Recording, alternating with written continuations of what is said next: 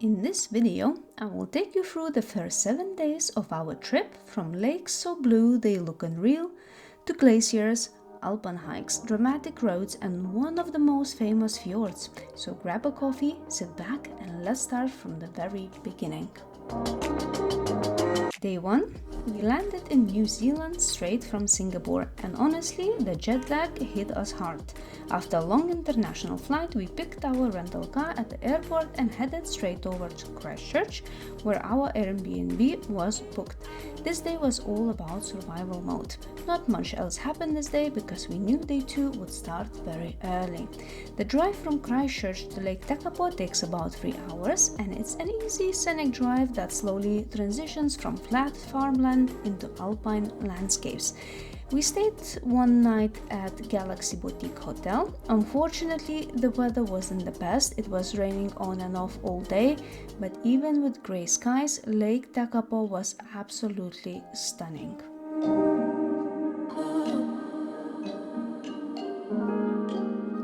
Here you will find the famous Church of the Good Shepherd, probably one of the most photographed churches in the world.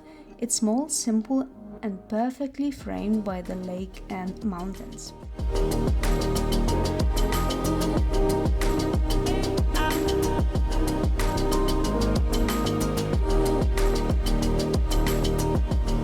So why is Lake Tekapo so blue?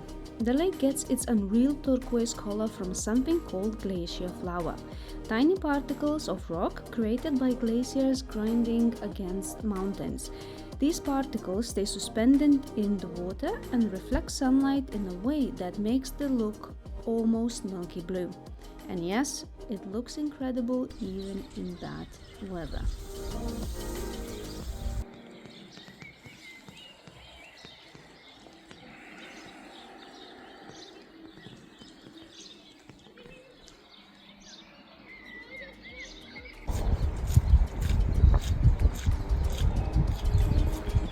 Toward the evening, we walked to the other side of the lake, and this was absolutely worth it. Wide open views, calm water, and little bunnies roaming freely everywhere.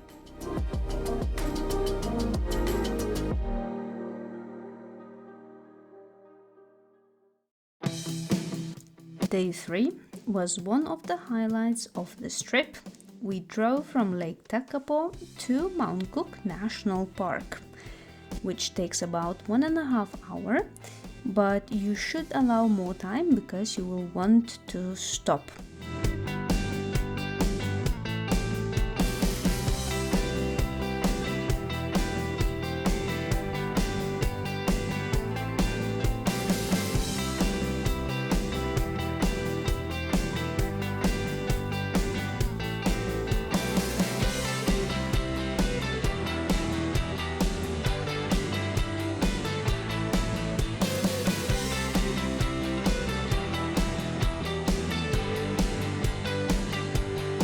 One absolute must-stop is Peter's Lookout, overlooking Lake Pukaki with Mount Cook towering in the distance.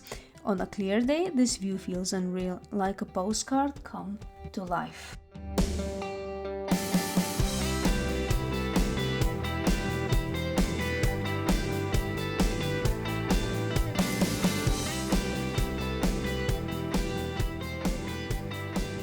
Our goal for the day was the famous Hooker Valley Track. This hike is about 10 kilometers return, mostly flat, and takes around 3 hours at a relaxed pace. However, if you want to enjoy, please take your time because you will need more time to complete this hike. It's one of the most accessible yet rewarding hikes in New Zealand. Along the way you will cross 3 swing bridges, walk through alpine valleys, pass glacier rivers and eventually reach Hooker Lake, where icebergs float calmly in front of Mount Cook.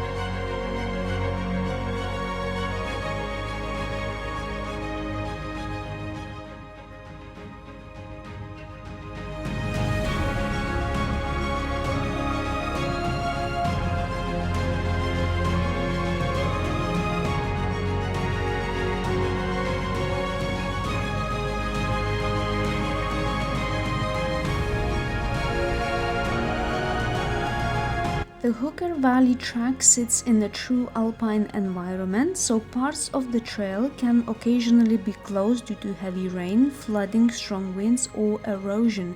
It's always worth checking conditions before you go. As you walk, it's not unusual to hear the sounds of nature at work, from rushing glacial rivers to distant avalanches echoing off the mountains. At the end of the track, Hooker Lake is fed by a glacier, which is why the water is ice cold and often dotted with floating icebergs.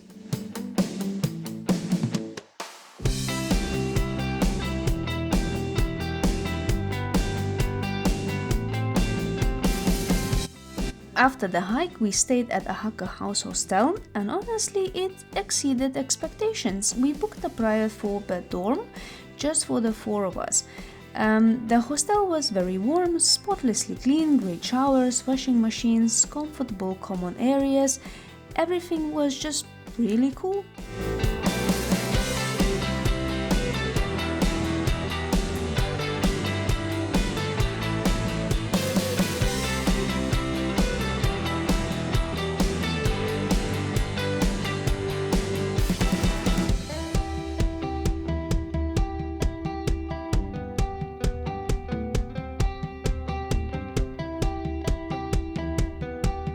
In the evening, our guys decided to do the Governor's Bushwalk, a short forest walk nearby, and somehow it ended at the bar with absolutely stunning mountain views.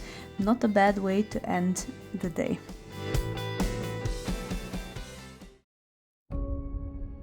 On the day 4 morning, we drove back to Lake Tekapo because we had something special booked. Air Safari's Scenic flight. It was epic. The flight takes over glacier rivers, Lake Tekapo, Lake Pukaki, Mount Cook, and surrounding glaciers. We were incredibly lucky with the weather, clear skies, and perfect visibility. Are you ready?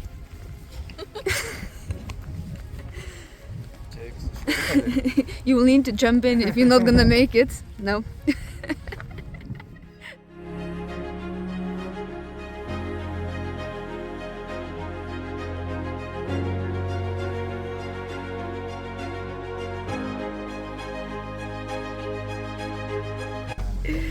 Amanda's No, not happening. still not.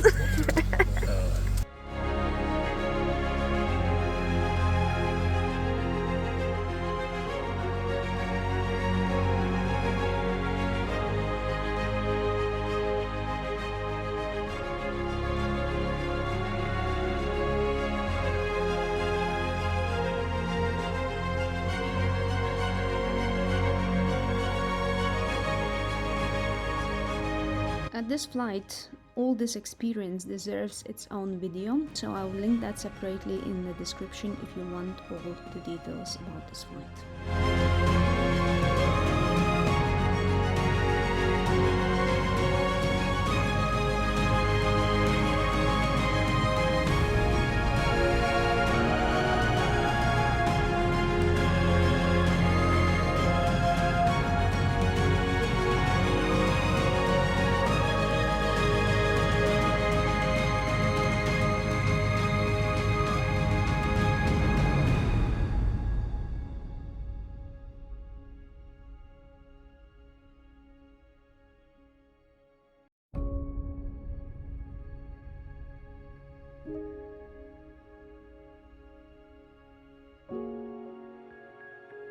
On the way toward Queenstown, we stopped at Lake Pukaki. You really can't miss the car park. The views here are next level. Massive open space, icy blue water, and Mount Cook watching over everything. Next stop, Oamaru Clay Cliffs. Entry cost around $5 per person. From the car park, it's about 10-15 minute walk to reach the cliffs. The formations are dramatic and otherworldly, like something from another planet.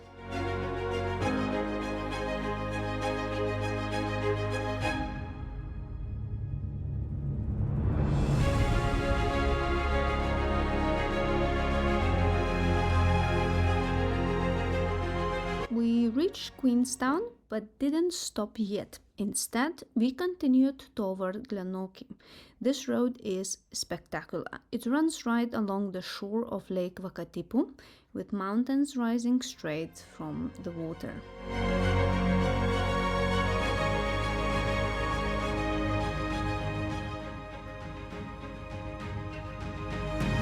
Glenorchy is famous for Lord of the Rings filming locations, gateway to incredible hikes, remote and untouched landscapes. We arrived late afternoon, had a late lunch, and went for a short walk around Glenorchy Lagoon. It's nice, especially at the beginning, but if you are short on time, it's not essential.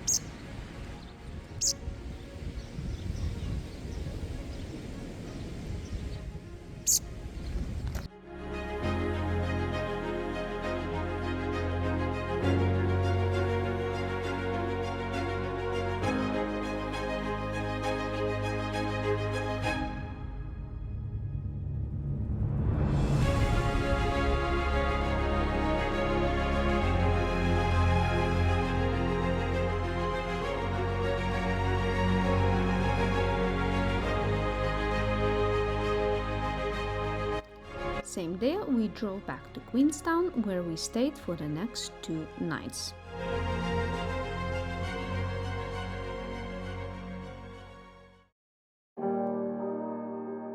Day 5 was all about Queenstown itself. This place is often called the adventure capital of the world, known for activities like bungee jumping, skydiving, and jet boating. The town sits on the shores of Lake Wakatipu, a Z-shaped lake famous for its mysterious tide that rises and falls several times a day. Surrounded by the Southern Alps, Queenstown also transforms in winter into one of New Zealand's top ski destinations. We took the cable car early in the morning to avoid crowds. It cost around 50 to 60 New Zealand dollars per person. You can also walk up if you feel energetic. However, we are very short on time, so we decided to take a gondola, and the views from the top are 100% worth it, overlooking Queenstown, Lake Wakatipu, and the surrounding mountains.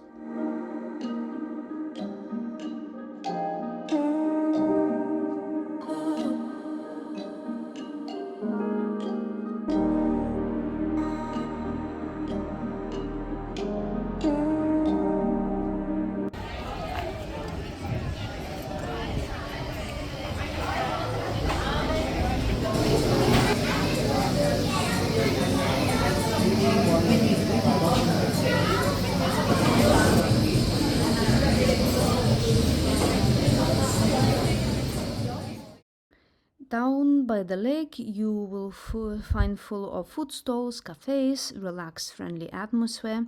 We wanted to rent bikes and to go for famous surrounding wineries. However, we went too late and all tours were already gone. So here's our tip: book bike rentals in advance and definitely go for electric bikes. Even without bikes, walking around Queenstown was amazing, so clean, so peaceful. In the evening, everyone gathers by the lake shore, just enjoying life. And we didn't forget about Thurburger. However, the queue was insane, and locals told us it's just a burger, it's only big, and they're not sure why everyone is so going crazy about it. So we just skipped it this time. Day 6, Te Anau and glowworms. We left Queenstown and drove to Te Anau, which takes about 2 hours. We arrived in the afternoon, checked into our Airbnb, and went for a walk before our evening activity. We did the glowworm caves cruise. Filming isn't allowed, and for good reason. Any light would ruin the experience. You go deep into caves, then board a small boat in complete pitch black darkness, surrounded by tiny glowing worms. Was it worth it? Hard to say. It's interesting and unique, but not something I would rush to do again. Still, how often do you float silently through dark caves watching glowing insects? That night we slept early because the next day started very early. So, day 7, Milford Sound. We woke up before sunrise and drove from Te Anau to Milford Sound. The drive takes about 2 hours, but honestly, it feels shorter because the views just keep getting better. We stopped along the way and saw Kia, the New Zealand's alpine parrots. Fun facts, they are incredibly intelligent, very curious, and known for stealing rubber car parts and backpacks. Cute but slightly dangerous. Milford Sound is a dramatic fjord carved by glaciers, with sheer cliffs rising straight out of the water and waterfalls pouring down after rain. It's best experienced on a small or medium-sized cruise, which allows you to get closer to waterfalls and wildlife like seals and dolphins.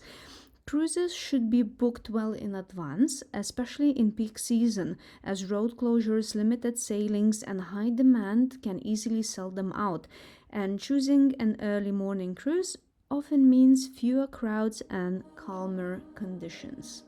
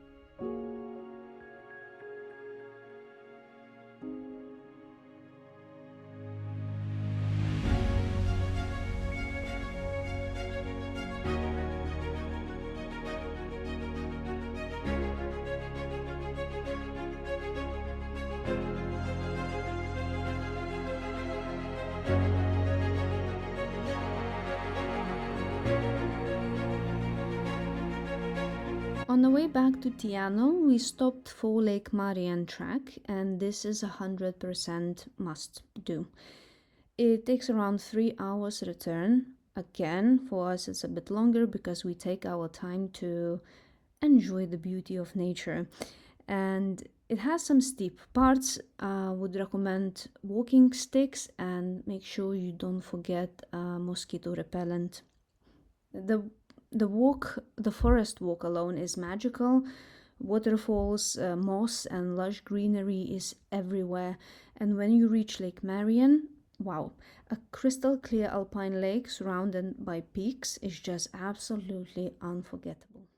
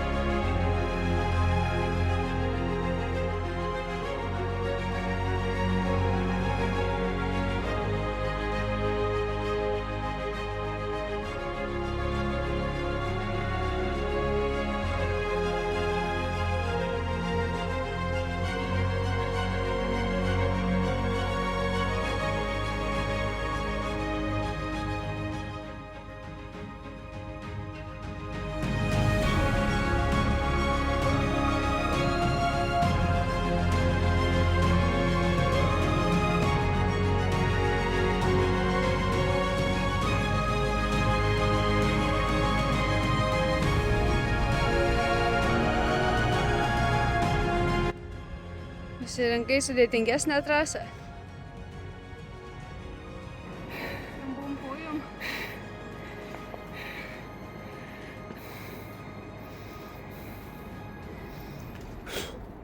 Šitą šakelį atrodo tvirta. Aš irgi ją naudojausi.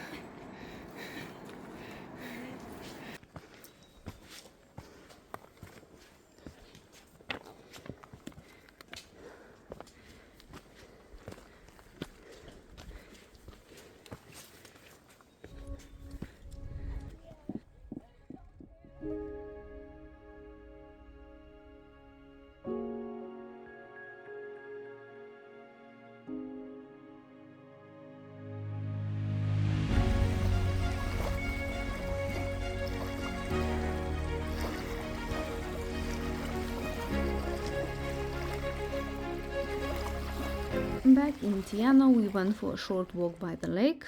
It was cold, but people were still out enjoying the evening, some having wine, some of them swimming. And we even found a small local park where you can listen to native birds. Just proof that if you are not lazy and step outside, New Zealand always rewards you.